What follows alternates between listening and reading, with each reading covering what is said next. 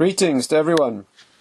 Please in the chat just give me a quick greeting so I know that you are with me. Just say hi and your name. Then I know that you can see and hear me. Hi, Dr. Hi, Recha. You can mute yourselves and just give me a quick note in the chat box. Is that good? Yeah, Ella. Okay, Jerry. Anyone else there? Georgia, Daniela. Anyone else? Coco, Kochava, Nicola, Dude. Okay, Dude. Hannah and Gemma, Dudy. Okay, good. Okay, greetings to everyone. We are due to speak on this J Ladies program about speech and Pesach. But let me just take a moment to ask if there are any questions that you have about the present situation. I'm happy to answer some questions in case something's pressing on your mind. Take this opportunity. You can just type it in the chat box and I'll do my best. If not, perhaps at the end. If you have any questions, happy to do some of that. We do have stuff that's recorded. I spoke last night about some responses to the situation, so you can just download those from the JLE as well. Okay, if there are no questions about the situation, then I'm happy to talk about our theme, which is Pesach and speaking. Okay, by the way, what's the connection between Pesach and speaking? The connection is that this is a good time to improve your speech. As I'll try to explain, Pesach is a time for correcting speech. And this is a very good time. After all, we're in a desperately unusual situation. Kind of thing the world hasn't faced probably for centuries, except in things like wartime. So it's a really extremely unusual situation. Obviously, we've been called on to change something. We have a principle that when Hashem does something, He does all aspects of it for a reason. No unexpected or unintended side effects. And one of the things is getting us thinking about what we're doing in the world. And so there's no question, one of the responses we need to have here is to make some change. If you'd like to think about an area where change would be a good idea, speech is a very good place to start. We know that Lashon Hara is a key. We have the Chofetz Chaim and other great sages who've told us that accurate and spiritual and pure speech is a key to the redemption. We know that Lashon Hara, which I'd like to speak about a little bit tonight, is a absolute key. So, with that in mind, if you're trying to make a resolution about something you can change, this would be a very good place to begin.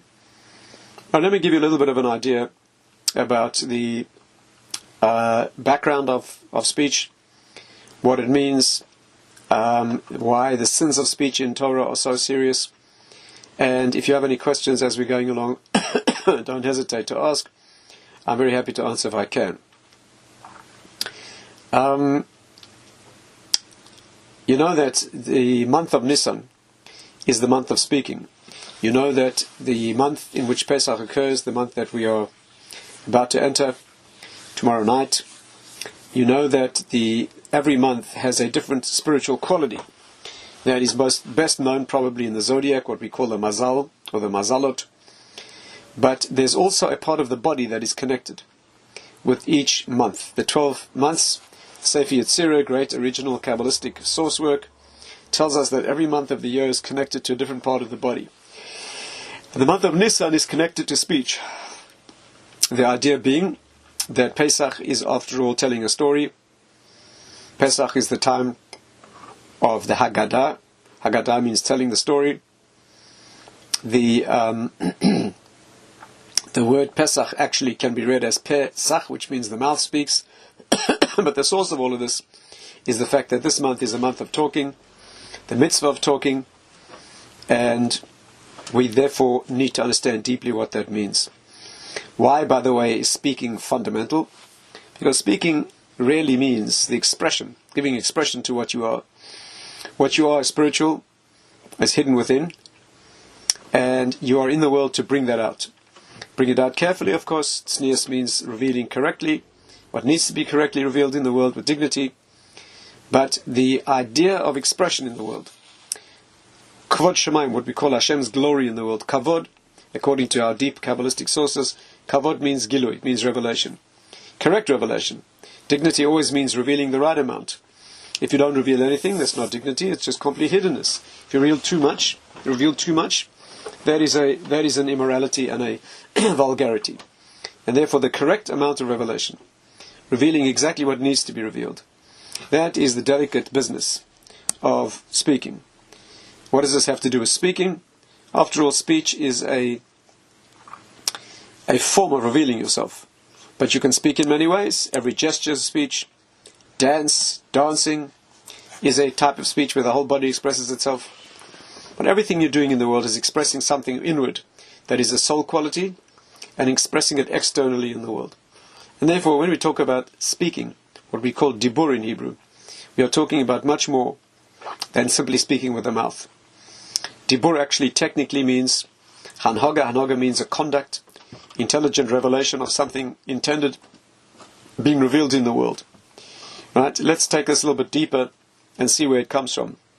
First of all, the Hebrew word dabar, dibur, which means speaking, actually means any method of expression of something intelligent. Like dabar echad lador, which means a leader of a generation. Or yad ber amim tachtenu, which means that one nation controls others. The idea of control with an agenda. Right? Just like the head controls the body. Or the lower parts of the body, that means from the head comes down into the mouth, and then the rest of the body which expresses itself. So speaking is really a meaningful connection between thought, which is abstract and hidden, and expression in the world. You see, for example, let me give you one example. The organ of speech is in the neck, right? The voice box formed here in the front of the neck. That needs thought. Why is the body built in that way? The spiritual answer is because the neck is the organ of connection between the higher world of thought and the lower world of the body. The neck, every part of the body has a spiritual meaning. The neck is that structure which connects the higher and the lower worlds.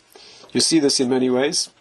In Torah, for example, whenever we have a mention of the neck, it's a key or code word to the temple, the Beit HaMikdash.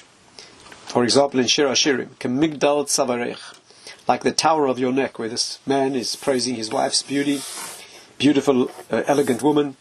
He talks about the tower of her neck. So, in the analogy, of course, he's talking about a womanly beauty. But in the deep spiritual source, he's talking about the connection of the head of the world to the body of the world. The head of the world is in the temple, Beis HaMikdash, where Hashem appears, and it's the place where that comes down and manifests in the world. And so the neck is the place of connection, and therefore speech, which is the organ of connection. After all, what does speech do? It takes an abstraction, something in my mind, and brings it into revelation in the world. On another level, speech connects people. Right? Two people speak to each other in whatever form, whether it's speech or gesture or any other mode of expression. It's the internality of one person connecting with the internality of another person. By the way, it's interesting to know the organ that forms speech is in the front of the neck. You know that every part of the body has a front and a back. The front is the side of spiritual purity. The back is the side of darkness. That's how when you see a person from the front, that is where you see their uniqueness, the face. That is where you see the inside aspect of a person. In Hebrew, what's quite remarkable is that the word for a face, which is panim, is exactly the same word as panim, which means inside. Pan means an outer face. Panim is the outer aspect of a thing. And yet it's exactly the same word as the inside. Right, Esther? I see we have here at least one Hebrew speaker. I hope they taught you that in school in Israel. If not, you should ask for your money back. Right? But that's what it is. By the same token, by the way, the eye, which is part of the face, is the deepest avenue of access to the inside. And that's why the word eye in Hebrew is a place that reveals depth. Ein hamayim, or ma'ayan in Hebrew, means a wellspring, where the hidden water comes to the surface. That is what you see in the face. The back, which is called achoraim, is always the place of spiritual darkness. The back is the side of excretion, foreignness, otherness. In Hebrew, the word for a back, which is achor, is exactly the same as acher, which means foreign, other, stranger. So those are always connected. So the front is always the side of Kedusha, of sanctity. The back is always the side of impurity. The front of the neck in Kabbalistic writings is called Moshe. Sometimes it's called Kohen Gadol. Why is the front of the neck identified with Moshe? Because Shechina medaberet mitoch grono shel Moshe. The divine voice speaks from the throat of Moshe. He opens his mouth and God speaks. So therefore, this is called Moshe. The back of the neck, as you know in Hebrew, that is called Ha'oref. Ha'oref means the back of the neck. Right? And if you spell that word backward, it spells Paro, Pharaoh. Backward spelling is one of the techniques for looking at the back of a thing.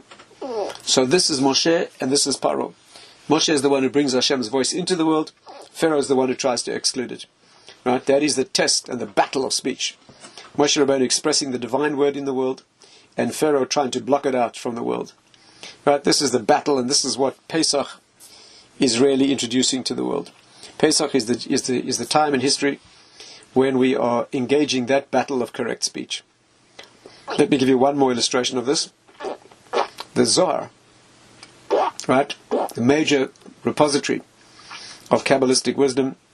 The Zohar says that Egypt was a situation of Galut HaDibur, Golus HaDibur. In Egypt, speech was in exile. Now we are used to thinking of the Jewish people being in exile in Egypt. But on a spiritual Kabbalistic level, it was speech that was in exile.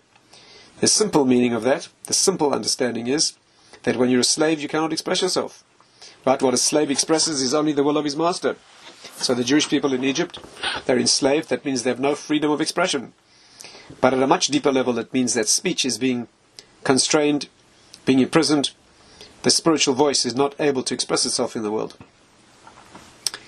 The human essence is the essence of speaking. Let's take it one step back just to give one more idea of depth here. If you go all the way back, you see that the human being was created to speak. I'm sure you know that the Torah says, V'haya Adam le'nefesh chaya, that the human being became a living being, nefesh chaya, a living soul. And the Targum famously translates that as Ruach Mamalala, a speaking spirit. Very amazing. That means the Jewish interpretation of a living being means a speaking being. Right? The human being was not created to breathe. You breathe to keep you alive. But the purpose of breathing to keep alive, right, is to speak. And therefore the very beginning of the creation of the human being, the definition of human essence, is to be a speaking creature. And to speak correctly, of course. And that's why the battle is pitched at the level of speech. The serpent speaks to man and woman, engages them in a distorted conversation. That is the purpose of being in the world, is to speak correctly, to listen correctly, to communicate, to bond. People are here to bond with each other. You are here to bond with Hashem. You do that through speaking. He speaks to you. The major source mitzvah of the Torah is to learn Torah. That's where God speaks to you. Your major mitzvah source is tefillah, where you speak to Him. Right? Think about it for a moment. You realize those are the only two modes of direct communication. Every other communication is a mitzvah which is indirect. You sit in a sukkah, you correct with Hashem indirectly. You eat matzah, you do actions. Those are physical actions in the world which connect to Hashem. But there are only two things in the world that are direct connections, not done through symbols or intermediaries. And those are two modes of speech. Where God speaks to you directly, that's called Torah. And when you learn Chumash, for example, the words of Moshe and Moses, you are learning the words that God speaks to you personally, not through any distortion, not through any spin, not through any intermediary personality. Moshe Rabbeinu is a completely clarified personality. And when you want to speak to God, that is when you are praying. Tefillah is the act of prayer, which is a direct speech between you and Hashem, not indirect, like mitzvahs, but direct. Incidentally, this is why we sit when we say the Shema, but we stand when we daven, when we pray. You sit when you say the Shema because God's speaking to you. When He's speaking to you, you're reading your instructions, He's sending you messages. You may sit when you do that. But when you pray, you speak to Him, then you stand at attention because you're speaking to the King. So that is the power of speech. It defines us. It is the essence of the human being. You're in the world to express yourself. And again, remember, I'm not only talking about words. As a woman, the way you manifest in the world is a way of speaking. how you speak, how you present yourself in the world, how you walk, as a deportment, gestures, motions, dress. These are all expressions of your essence. Are they superficial? Indeed. But they're superficial expressions of something deep. And that's why we are so careful about dignified speech. We're careful about dignified appearance in the world. Men and women should have dignified clothing, because it's an expression of who you are. Speech has to be clean. We live in a world today completely antithetical to this. Today there's no idea of clean speech. There was a time not long ago where vulgar speech was unacceptable. If you read a dignified newspaper or you listened to the radio, especially the ultimately dignified radio, which was the BBC, was very, very high quality speech and dignity. Today, there's no telling what you'll hear. Right? In the media, it was always the principle in the media that a language was kept clean. That was the convention. Today, absolutely not. Represents a tremendous descent into vulgarity and a perversion of what the human being should be in the world. Right? This is not prudishness. This is maintaining the elegance, refinement, and dignity of what it means to be human. So that's a little bit of a summary of what speaking is and why it's so important, why the major issues in the Torah are all going around speaking. The original deceptive speech of the serpent, twisting information, which we call Lashon Hara. This is why the sin of Lashon Hara is central in the Torah.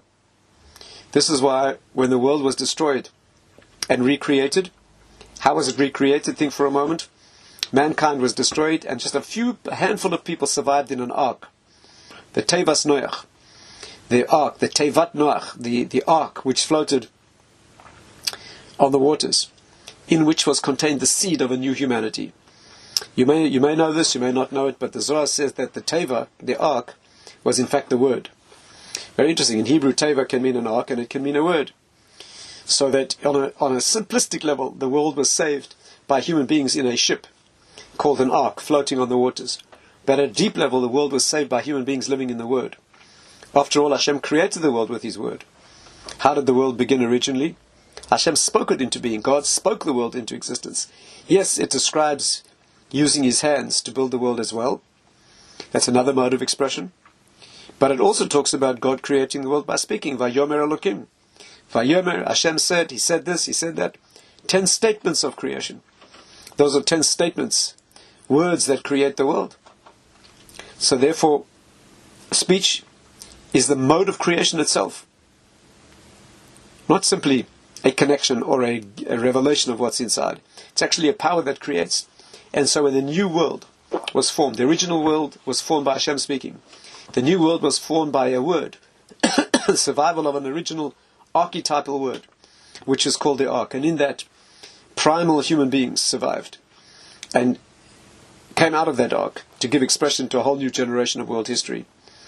So that is yet another example of how the world is based on words. Let's just add one more, and then we'll see if you have any questions. You know, there are 2 modes of expression in the world. One is speaking and one is acting.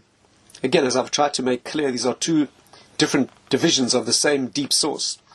But you express yourself in the world in 2 ways. You can speak and you can act. If you think about it for a moment, you'll see that God is always operating on those 2 planes. He's speaking to us in the world, and He's performing actions in the world. Let me give you one example. And you see this all the time. When the 10 commandments are given, so there we have the idea, the Torah is telling us that Hashem spoke to us, but it also talks about Etzba Elokim, the finger of God, or the hand of God. So you see that the tablets are formed, they're both spoken, and they are also given from hand to hand. There are 2 modes of expression, and you do the same. When, let me give you one specific example of this. When you have a prophet in the world, a prophet, let's go back to a time in history when Hashem revealed Himself. He revealed Himself through prophets. The prophets were necessary to bring Hashem's word into the world. And think about it, you'll realize that the prophets had 2 functions, 2 modes of operation. One was speaking prophecy in the world, and one was performing miracles in the world. They become the transducers or the channels through which Hashem operates in the world. They're the channel through which He speaks and the channel through which He acts. His speech at a higher level is called prophecy. His acts at a higher level are called miracles. The Ralbag points out, but it's really obvious when you think about it, that no miracle ever occurred in the world except with a prophet being present. Isn't that amazing? Go back to any miracle that occurred in Tanakh, right? And you will find that there was an agency, a channel, let's call it, an agent that was present, that was the prophet. Even the giving of the Torah, Moshe Rabbeinu and Moses needed to be present. Yes, it's true that we've heard the first 2 commandments ourselves. That is true, we go back to an absolute root. Even there, by the way, it was necessary for Moshe Rabbeinu to be there. And we heard the first 2 commandments from Hashem, according to the Rambam. We also heard Hashem say to Moshe, go and tell the Jewish people the following. The point is, we heard Hashem once, that established His credentials.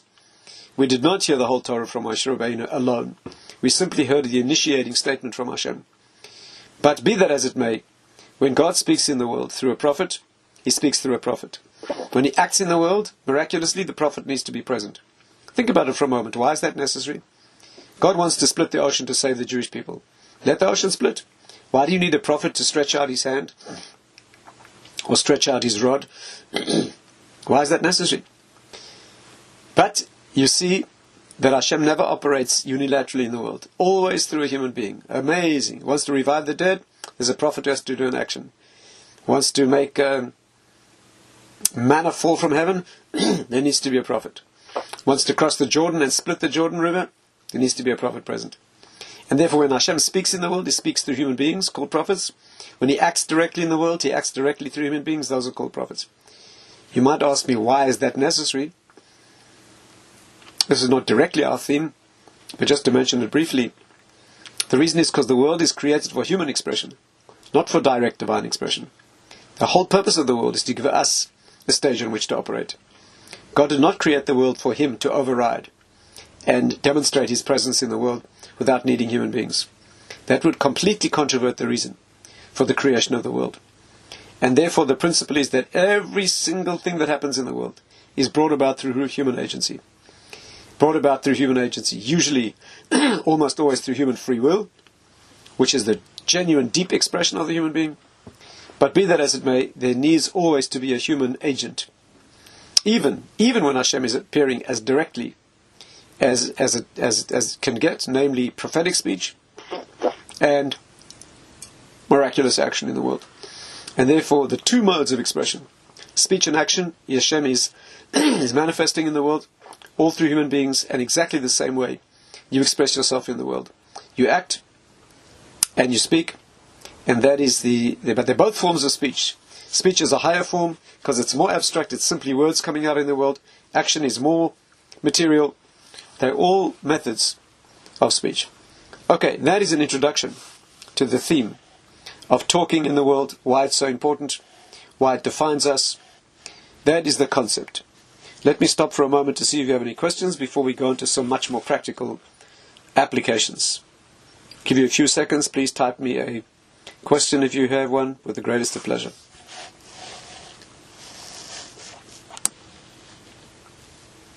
Are we all still together? Give me a quick Esther. Can you hear me? Whoever's out there.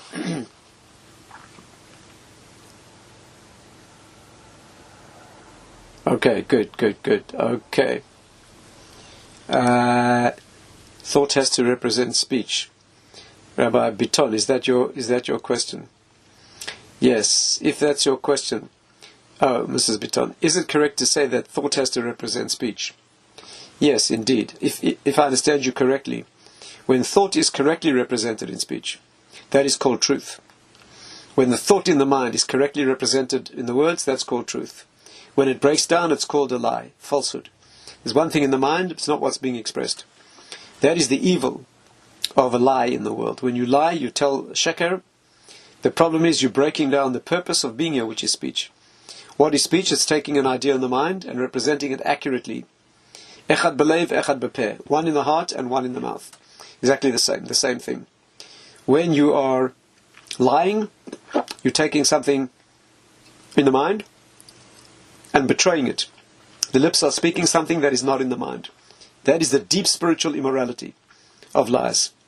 if that's the meaning of your question. And therefore, the perfect human being is expressing always exactly what is in the mind. Unless it's a choice not to express anything, not to be silent. And silence is one of the deepest modes of expression. This, of course, will take us into another whole discussion, and that is what is the role of silence in the world. And the deep role of silence in the world is to have the ability to reach up into a world beyond words. After all, the words are the lower end. They manifest in the world.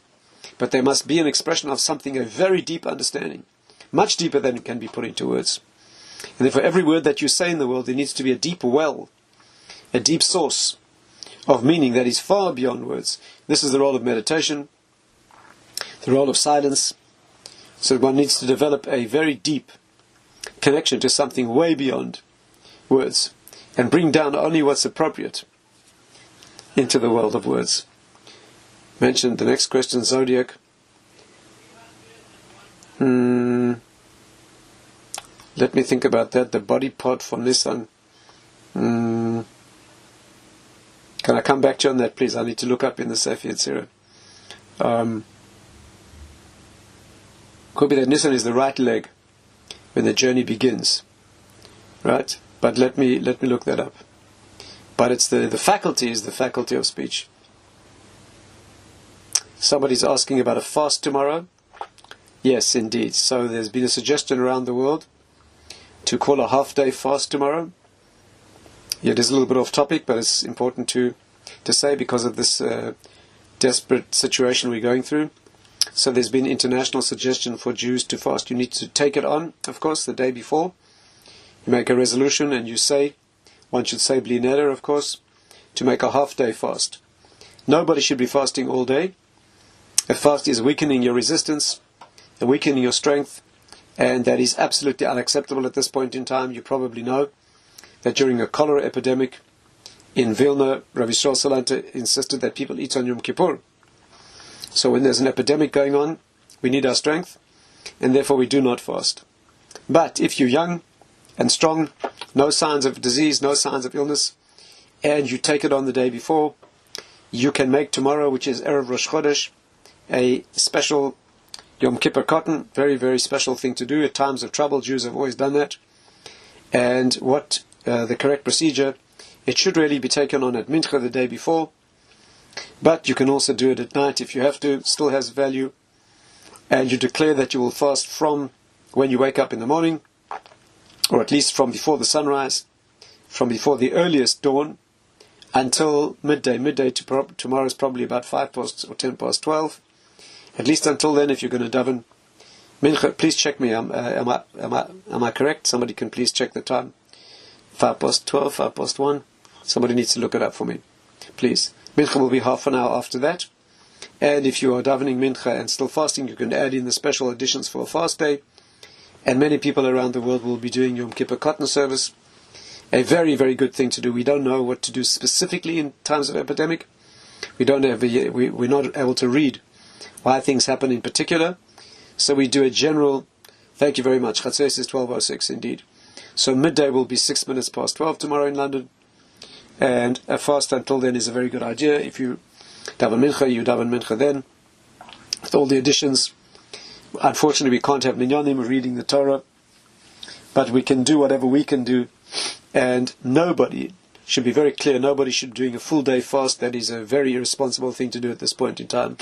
Diane Ehrenschreuer sent a letter around today saying that people over 60 should not be fasting, not even a half day fast. Only for younger people who are fully strong, no health issues, that is what one should be doing. If one's over 60, he said one should not be fasting, and nobody should be fasting all day. And of course the point of a fast is to do tshuva, improve yourself in some way. That is what one should do. But if you're older, or any medical complication, or not feeling well at all, completely forbidden to fast tomorrow. Any other questions, please, before we move on?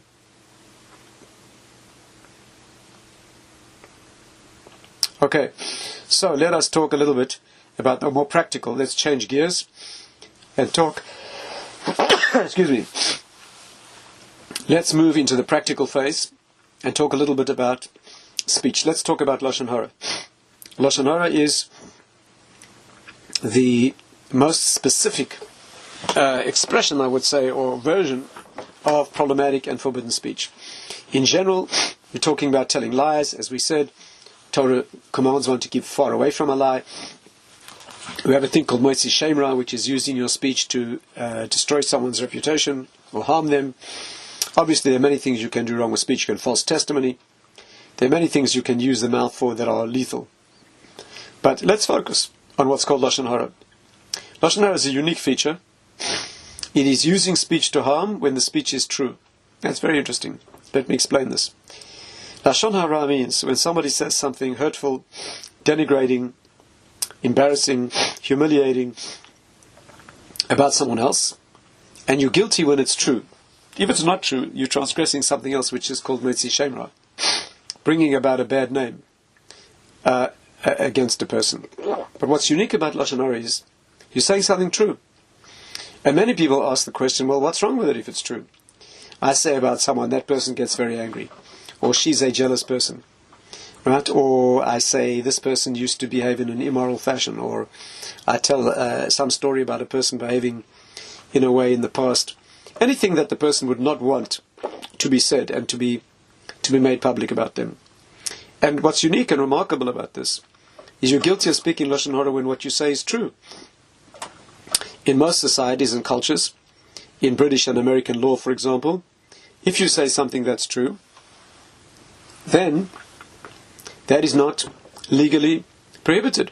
If somebody slanders someone else, let's say I say something, I publicize something that is defamatory about you, and you take me to court for having defamed you and harmed your reputation. All I need to do in a British court or an American court is demonstrate that what I said is true. If it's true, I'm allowed to say it. In Judaism, that's where your trouble begins. If I say about someone else that they're jealous, small-minded, or angry, or vindictive person, or I tell something that they did that was dishonest or embarrassing, completely true, and I stick to the facts exactly, I'm transgressing fully one of the worst prohibitions in the Torah. And the Torah's description of this is enormously negative. The Torah calls it worse than many other sins, than most other sins put together, worse than the 3 cardinal sins in Judaism. Right? Terrible, terrible criticism of somebody who speaks Lashon Hara when what they say is true. But let me tell you the secret. The secret here is the reason it's so bad is because it's true. When you tell something that's true about someone, something bad, you are using real speech. As Mrs. Biton's question was raising before. If you say something false, it's not real speech. It's misafa velachutz, we call it, from the lips out. It's not real speech. That's a pretensed speech. Real speech is something that is in the mind and genuinely expressed. That's real speech. So real speech has to be true to qualify as speech. And Lashon Hara is true. So you're using the genuine human quality of speech. You're taking something that's in the mind, representing it correctly in words, that is genuine human speech, and you're doing it to harm someone. That is the enormity of the problem of Lashon Hara. And that is why we need to be so careful to avoid it. Let's talk briefly about some of the practicalities of Lashon Hara. First of all, you can certainly look this up. Very highly recommended. You could get the book that's called the Chofetz Chaim. He was the classic teacher, Rabbi the Chofetz Chaim, Rabbi Kagan, who lived till 1933, who wrote the definitive textbook on this, which is called Chofetz Chaim. It's available in English, of course. You can get a very good version in English called Guard Your Tongue, which goes through the laws in a very concise way. If you prefer, you can get a comic book. I think it's called Who Wants Life? A big format comic book, very well done graphically. Shows you all the situations in life that crop up, scenarios of Lashon Hara, and how you should handle yourself in those situations. Very good educational tool. You can do 1 page a day. Keep it next to your bed. Every time before you go to sleep, you read 5 minutes. This is something that everyone needs to master. Not only because it's central to Torah, but because the Chofetz Chaim taught us that the final redemption depends on getting our speech right. Amazingly, the original breakdown in the world was due to the Lashon Hara of the serpent, the Nachash. Haman used Lashon Hara against the Jewish people in an attempt to destroy them. And so the final redemption has to come about through correction of speech. And the place to begin is to learn about Lashon Hara. So what's prohibited in Lashon Hara is, one is not allowed to say anything bad about anybody else. And we're talking about where it's true. Not to say it, not a gesture, not in writing, not even in silence. A gesture, someone says, what do you think about so-and-so? And you say, you just raise your eyebrows. Lashon Hara. Or what do you think about so-and-so? You say, I don't speak Lashon Hara. You just did. Right? You write. I see Shira has joined us in this webinar. Shira is the editor of a magazine. Right? Very, very creative and beautifully produced. She has to be very careful when she publishes things, that these things are not putting out into the world messages that are revealingly negative about anyone else, right? Very, very dangerous area. And of course, there are many challenges in life. You have to speak about people. Someone's giving you a shidduch, a reference, or a work, employment reference, and you've got to describe people, talk about them. Very risky. Tiger country. So the prohibition is not to say anything. One is prohibited from saying or indicating anything that's bad about someone else. It is also prohibited to listen. The Chavetz Chaim points out that Lashon Hara kills three people: the one who speaks, the one who listens, and the one about whom you speak. How do you prevent yourself listening to Lashon Hara? Well, the first method is prevention. Tell your family and friends, the people who may have around you who sometimes say bad things about other people, tell them you don't enjoy speaking about other people. People stop enjoying sharing gossip with you when they know you don't enjoy it. Right? By the way, if someone asks you for a rationale, let's say you're talking to your friend, she likes gossiping to you about other people. You say, look, I don't want to talk Lashon Hara, I don't want to talk about other people. She says, why? You say, because it's prohibited, the Torah doesn't allow it. And she says, but I don't believe in the Torah. Right? I don't believe in God. How do you speak to a person like that? It's very important to have a justification or a rationale that you can use for people of all kinds. Let me suggest this to you. If you're dealing with someone who doesn't, not observant, they don't understand the import or the depth of the reality of Hashem and His Torah, and they ask you why it is wrong to speak Lashon Hara about someone else when what you're saying is true. Here's a good answer you can give. And by the way, it's a wonderful skill to be able to explain things on people's wavelengths, not yours, to address them in their terms. And here's what you can say. I will show you why it's bad to speak Lashon Hara, even if you're a totally irreligious individual. Let's say you and I, we go out for a cup of kosher cappuccino. We're sitting in the kosher mall or cafe, and we're enjoying our cappuccino together. And you lean across the table, you look around, no one's looking, no one's listening. You tell me some juicy gossip about someone else. At that moment, our friendship ends. You know why? Because if you're the kind of person who's going to enjoy telling me stuff that is revealing and harmful about someone else, treacherously, something that is clear they would not want me to know, how can I trust you? For sure, you're going to go and tell the next person stuff about me that is not complimentary. If you can betray another friend, someone else that you can betray, you can tell me things that are harmful and insulting about that person and enjoy it. You're the kind of person, for sure, will take a confidence of mine and go and tell it to someone else. And therefore, you end our friendship. You cannot be trusted. The first element in friendship is loyalty. And therefore, you cannot be trusted. The Jewish standard is absolute secrecy. When you know something about someone else, not allowed to say it. In fact, the law is, halakha is, that if I tell you something completely neutral, not in any way harmful, embarrassing, negative in any way, you're not allowed to tell anyone without my specific instruction. We learn this from the Torah itself. When Hashem speaks to Moshe, He says to Moshe Rabbeinu, gives him instructions, and then He says, go and tell the Jewish people these instructions. We learn from this that you are not permitted to divulge anything you heard from anyone unless you're given express permission. Obviously, sometimes the circumstances are clear. They're only telling you this to tell other people. Of course, you have to use your head. But if someone tells you a story or discloses something personal to you, even if it's not negative at all, No reason to expect that it should be a secret. Not allowed to talk. The default position in Judaism is keep your mouth shut. When people confide in you, you know stuff about them and their families and their relationships.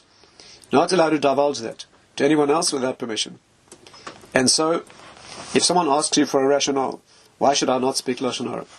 The answer is that as soon as you prepare to enjoy divulging information about someone to someone else, you cannot be trusted. That's called Helech Rachel Ba'amecha. You are a talebearer. The law of Lashon Hara, by the way, has a second division which is called Rechilut or Rechilus. Rechilus means when you divulge something, take a tale or a story and information from one person and sell it to another, or transfer it, give it to another. And it doesn't have to be negative, but it will have negative effect. For example, let's say you know that a certain friend of yours is applying for a certain job. Now, there's nothing wrong with that at all. But when you go and tell that news to someone else who may want to apply for that job, that's called Rechilus. After all, you didn't say anything negative, but you said something that is likely to cause resentment between one person and another. You've been the agency of causing difficulty or resentment, pain and friction between them. That is called Rechilus. Lashon Hara is when you tell something negative about someone to someone else, and Rechilus is when you divulge something from one person, about one person to another, even where it's not negative, but where it will have a harmful or problematic interaction or relationship between them that's likely to result. So, first agenda is prevention. Tell people, usually, unfortunately in our lives, most Lashon Hara exists between people who know each other well, family and friends. If you tell your family every time you sit down for a meal together and they start talking about other people, you tell them you don't enjoy talking about other people. Anytime anyone talks about another person, a red light should start flashing in your mind because it is risky. Best not to talk about people at all. Once you make that clear to your acquaintances, they will cease enjoying sharing gossip with you. Let's say that doesn't work. They are insensitive to your message. They insist on talking about other people. Leave. During the meal they start talking about some family member, develop a terrible abdominal pain, and go off to, lie down. If that doesn't work, you're belted in on a transatlantic flight, 35,000 feet above the Atlantic, you've got your seatbelt on, they won't let you get up, and the auntie next to you is talking Lashon Hara, then monopolize the conversation. Talk to this lady about football, or whatever you like to talk about, from takeoff to landing, so that she cannot get a word in edgewise. If that fails, she's a very loud auntie, put your fingers in your ears. The Gemara says your fingers fit into your ears, and that's what you should do. This little piece of skin, see this little piece of skin at the bottom of your ear? Little flap of skin, created specifically so you can fold it up and stick it into your ear. If you're not allowed to have somebody put unkosher food in your mouth, you are certainly not allowed to let them put unkosher words into your ears. And finally, let's say even that doesn't work. Somebody manages to tell you Lashon Hara, or in circumstances where you're obliged to listen. You're a counselor, a shadchan, a rabbi, a friend, a spouse, a doctor, and somebody's telling you stuff that you're allowed to listen to. The principle is you may not believe it. Not allowed to believe it. You're allowed to be chayshesh, that means you can assume that it's possibly true, but you cannot believe it as fact. This is not sworn testimony in a beis din, in a court of law, and therefore it is not established as fact. You can assume that it's likely to be true. You can advise the person on the basis of that information. You can take preventive and protective action yourself, based on the fact that it is probably true in your judgment, but you may not believe it factually, because that would be a prohibition. This is not reliable enough. It has to be first-hand knowledge in your own experience. That is the law. So that's the order of business when it comes to listening. It is quite remarkable how sensitive people can become. In the Orthodox Jewish world, little children, barely old enough to speak at all, they know they're not allowed to speak about other people. Quite remarkable. Little children. Who did this? They won't tell you. By the way, how should you defend yourself? Let's say you are a child and you're standing in the living room with your brother Your brother has just smashed your mother's priceless Ming Dynasty ceramic, and your mother walks in and says to you, "Did you do that?" Or "Who did that?" You're not allowed to say him. Absolutely. Can't do that. That's talebearing. You can say, "Not me." Right? Even that, by the way, very praiseworthy not to say. But if the only way out, your mother's threatening you with a, electric cattle prod or some other violence for what you've done to her, then you can say, "Not me." Right? That's the most you can say. But to blame someone else or divulge what someone else did, one is not allowed to do that. And people can become extremely sensitive. I'll tell you a story. My own sister, who lives in Johannesburg, when she was working as a radiographer taking x-rays in a clinic in Johannesburg, a woman one day came into the clinic with a 14-year-old son, who was in fact a child at the same school as my sister's children, at Yeshiva College in Johannesburg. And this boy, 14-year-old boy, had 4 broken fingers, which was coming in for an x-ray. What was the situation? The classroom door was locked, so the teacher asked this boy to climb through the window above the door, drop down inside the classroom and unlock the door. While he was hanging on the window frame, another boy slammed the window shut, big metal window frame, and broke 4 of his fingers. Actually, it was almost certainly an accident. The child didn't quite realize that the other boy was still hanging on, and he came in with 4 broken fingers, which my sister proceeded to x-ray. During the x-ray preparations, my sister was talking to this mother, who's a contemporary of hers from the same school, and it transpired in the conversation that the lady did not know which child had broken her son's fingers. He said, "Emma, it was an accident, you don't need to know." Isn't that remarkable? Here's a lady, she's got a son with 4 broken fingers, and he will not tell his mother who smashed his fingers. Why? Accident, you don't need to know. The law is, Jewish law is, not allowed, you may not divulge something harmful, negative, problematic about someone else when it's not necessary for the person to know. And therefore, you hold your peace. Keep your mouth shut. Now, under what circumstances can you divulge? So here's the general rule.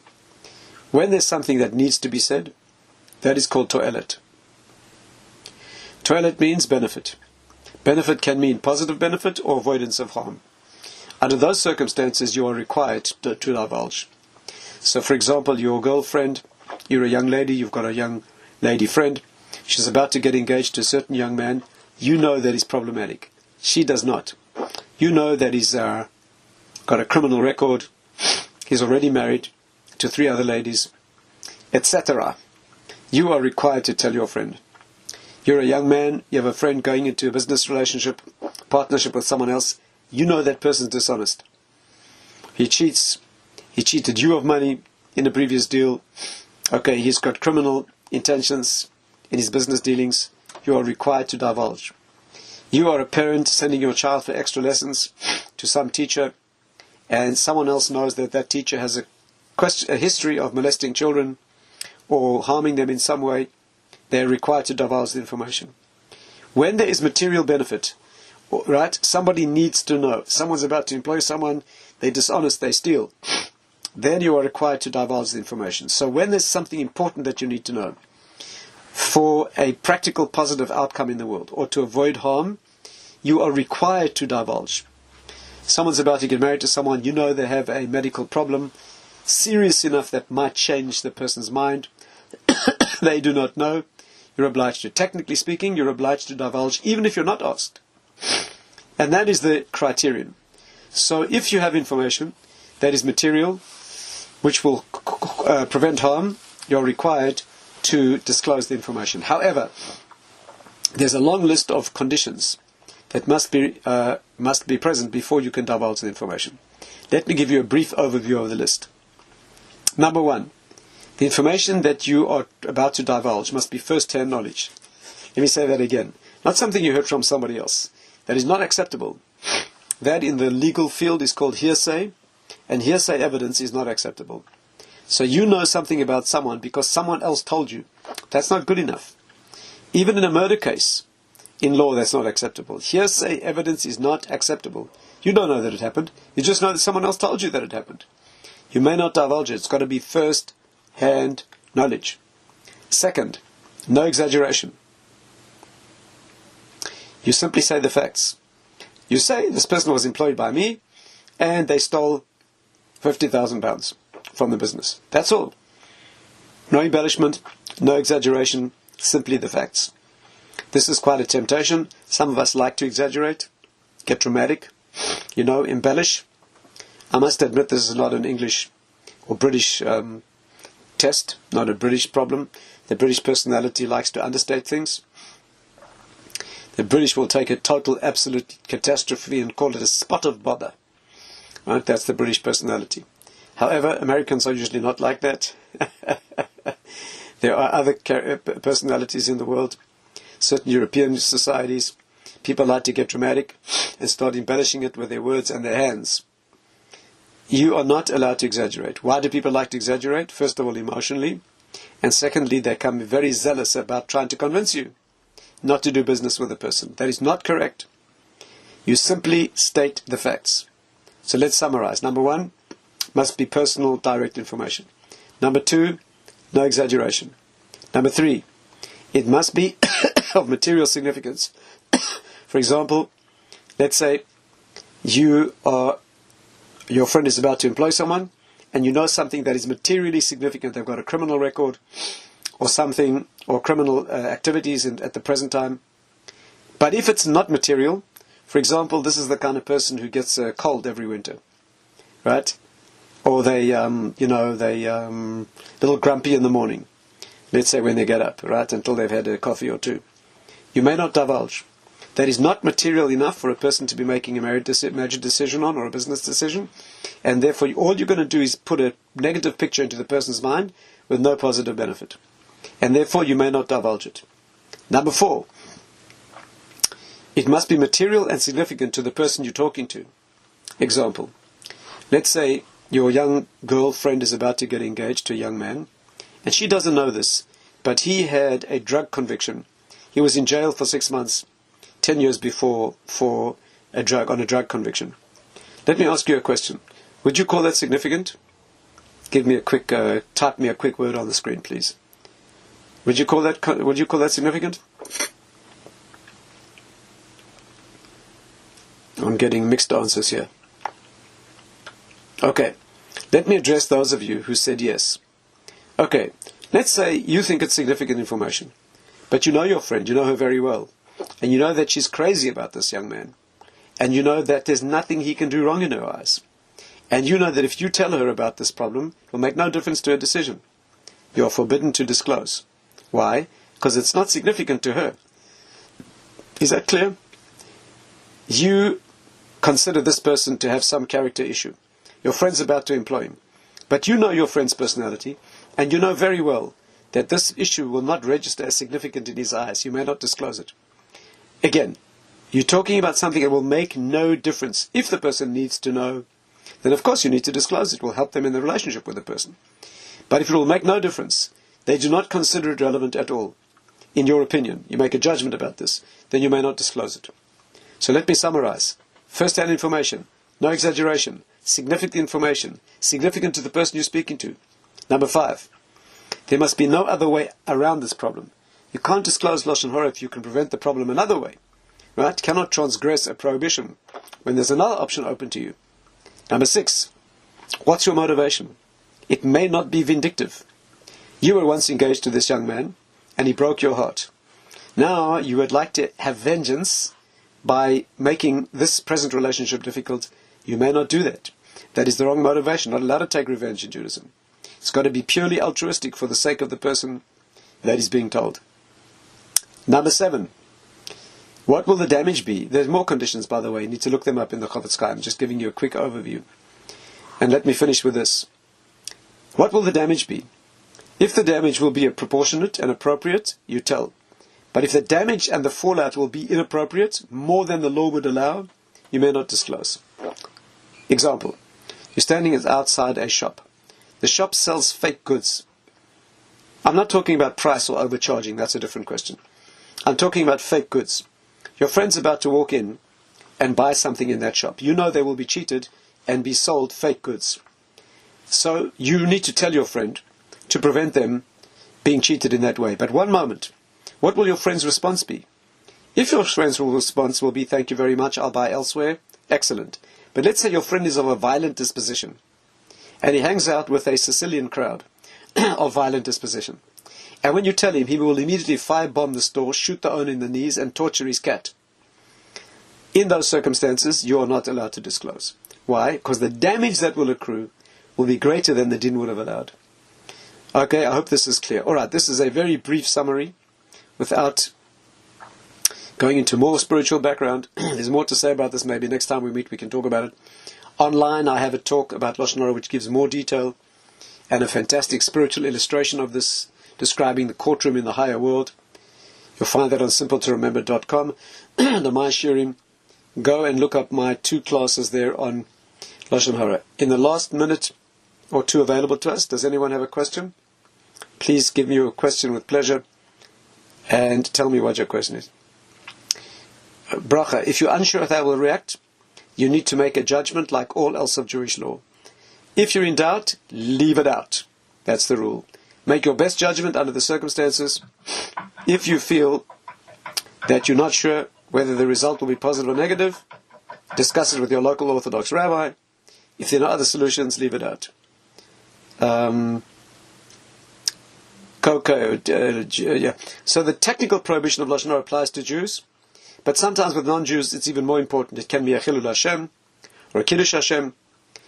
Therefore one should be careful in all relationships.